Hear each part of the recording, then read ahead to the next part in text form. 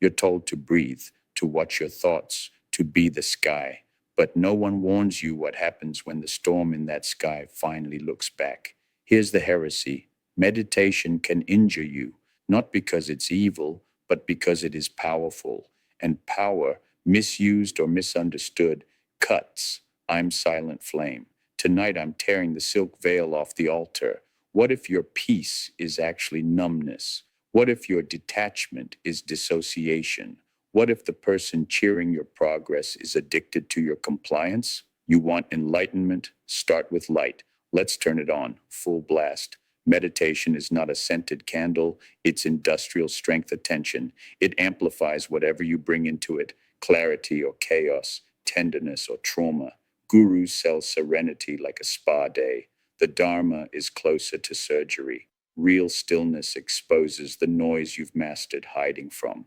And when that noise screams, many teachers blame you.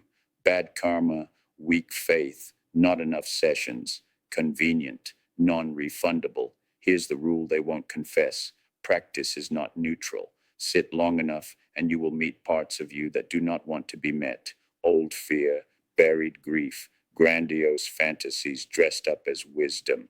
The breath becomes a mirror, and the mirror refuses to flatter. Some call this purification. Sometimes it is, sometimes it's harm. This series is not an anti meditation rant, it's a ceasefire with reality. We will map the terrain the brochures omit: anxiety spikes masquerading as insight, emotional freezing sold as compassion, cult dynamics hiding behind surrender. If you've been shamed for struggling on the cushion, this is your amnesty. If you've been praised for going silent while your life burns, this is your alarm. Meditation can liberate. It can also launder abuse, bypass pain, and fracture identity. Both truths fit in one bowl. The question is not, does it work? The question is, on whom, under what conditions, at what cost? If that makes you uncomfortable, good. Discomfort is honest. Now we begin. Look how peaceful I am. Are you? Or have you just stopped feeling? There's a difference between equanimity and emotional shutdown. Equanimity is warm, flexible, responsive. Shutdown is cold, rigid, obedient. One is a lake at dawn, the other is ice over a living river.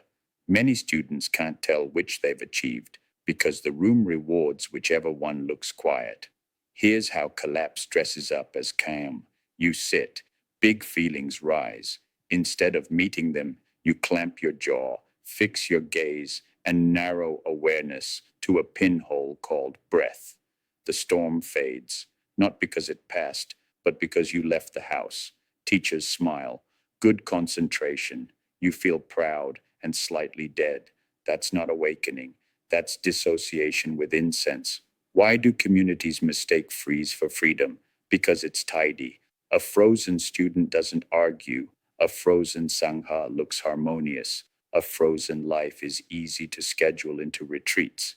And the algorithm loves any face that radiates no needs. But the bill comes due. You can't regulate what you refuse to feel. Repressed fear returns as panic. Repressed anger returns as moral superiority. Repressed grief returns as non-attachment that can't love. Test yourself. After practice, are you more honest or more avoidant? Do you apologize faster, or do you dismiss conflict as stories? Does your body soften, or do you go numb from the throat down? Real equanimity expands curiosity. Collapse amputates it. The fix is not to quit meditation. It's to stop using it as an anesthetic. Practice that includes the body: tremor, breath that moves the ribs, eyes that look up from the floor, rebuilds feeling safely. Practice that includes relationship, repair after rupture, consent as a precept, keeps calm from curdling into control. If your teacher can't tell the difference, you may be learning silence, not peace. Some traditions romanticize it: the dark night, proof that you're advanced. But suffering isn't a merit badge, and breakdown isn't enlightenment cosplay. What gets called dark night often includes insomnia, terror, derealization, intrusive thoughts. Yes, insight can destabilize. No, destabilization is not automatically insight. Why does it happen? Focus drills holes in the mind's usual defenses. Persistent noting or breath fixation can unhook the glue that keeps your experience feeling continuous. If there's unprocessed trauma underneath, that glue was doing heroic work. Pull it off too fast, and the self feels perforated. Colors go flat, time wobbles, intimacy becomes a math problem. You're told, keep going, maybe, or maybe stop. Here's the scandal: there is no spiritual emergency without a nervous system. Pretending otherwise is malpractice. If your guide's only tool is sit more, they will hammer you into whatever shape looks enlightened from a distance. You are not a silhouette, you are a living organism. Signs you're in danger, not in Dharma. You dread sleep because awareness won't turn off. Ordinary tasks feel like wading through gel. Compassion shrinks to an idea you recite to avoid people. Cynicism blooms. Everything is empty, so nothing matters. That isn't emptiness. That's despair with a Pali accent. Interventions that help are unglamorous, grounding through the senses, food with weight, movement that's rhythmic, not violent, less retreat time, more sunlight, honest medical support when needed. Insight doesn't vanish if you rest, it integrates. The goal is not to endure the most pain. The goal is wisdom that can hold a child, pay a bill, and still bow to the moon. Darkness can mature vision. It can also blind. The difference is guidance that honors your biology and a community that values your life over their narrative if they can't walk.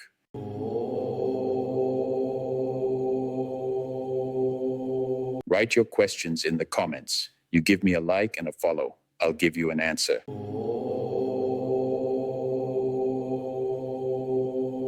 Bypass is anesthesia with scripture. It sounds like grace. Release attachment. Forgive instantly. Everything is perfect. But watch when these phrases appear. Often at the exact moment you bring a real wound to the circle. The technique isn't for your healing, it's for their comfort. Here's the choreography. You name harm. The room freezes. Someone quotes a sutra, another invites a meta perspective, a third praises your opportunity for growth. The conversation swerves from accountability to positivity. You leave thinking the pain is your failure to surrender. Translation: your wound was an inconvenience. Bypass thrives where depth is confused with distance. The further from feeling, the more spiritual you appear. That's how compassion gets hollow. You perform concern without contact. You offer light that doesn't warm. Eventually, your kindness becomes managerial, tidy, condescending, terrified of mess. People sense it. They stop telling you the truth. You call that healthy boundaries. It's just fear wearing robes. Real practice doesn't eject discomfort, it metabolizes it. Sometimes that looks like a trembling voice saying, I'm angry. Sometimes it's a hard conversation that risks status. Sometimes it's an apology that tastes like iron. The Dharma isn't allergic to conflict, it's allergic to harm. Ask yourself, does your path make you more available to repair or more skilled at avoiding it? Do the wise ones in your circle model accountability or just serenity? When was the last time your teacher said, I was wrong? To the ones who preach immediate forgiveness, stop stealing time from grief. To the ones who use impermanence to dodge responsibility, stop hiding behind emptiness to maintain advantage. To the rest of us, drop the performance. The truth can be loud. Let it. No one joins a cult. People join transformation. Control arrives disguised as clarity. Look for these moves. Isolation. No outside books. No other teachers. Love bombing. You're special. Only we see it. Purity tests. Doubt is ego. Loyalty is wisdom. Moving goalposts. One more retreat, one more donation, then you'll break through. The machine runs on your sincerity. Meditation magnifies suggestibility by quieting internal chatter. That's not bad, it's just hackable. A charismatic leader with absolute framing can slip beliefs past your defenses while you're blissed out on the cushion. Add sleep deprivation, fasting, and hours of repetitive practice, and suddenly you'll confess insights that sound suspiciously like the brochure. Healthy communities invite comparison and consent. Unhealthy ones punish both. Ask simple questions. Can I read critical sources? Can I rest without penalty? Can I leave without becoming the villain in your story? If the answer is no, you're not in a sangha, you're in a funnel. Financial transparency is not a side quest. If your nonprofit bleeds into a guru's lifestyle, your merit is paying for someone's myth. Sexual boundaries are not prudishness. If Tantra always tilts toward the teacher's desire, that's not Tantra, that's trafficking of language. Meditation is too precious to surrender to predators. The fix isn't paranoia, it's power literacy. Keep friends outside the group, rotate teachers, write your own definitions of progress, record your questions. If speaking up costs you belonging, spend it. Belonging that requires silence is a bad bargain for your soul. Techniques are scalpels.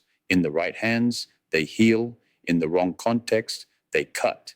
Intensive noting can sharpen clarity or shred continuity, leaving you disoriented. Hyper-focused breath can steady the mind or compress awareness so tightly that emotions suffocate and return as panic. Aggressive breath work can energize or tip sensitive systems into agitation and insomnia.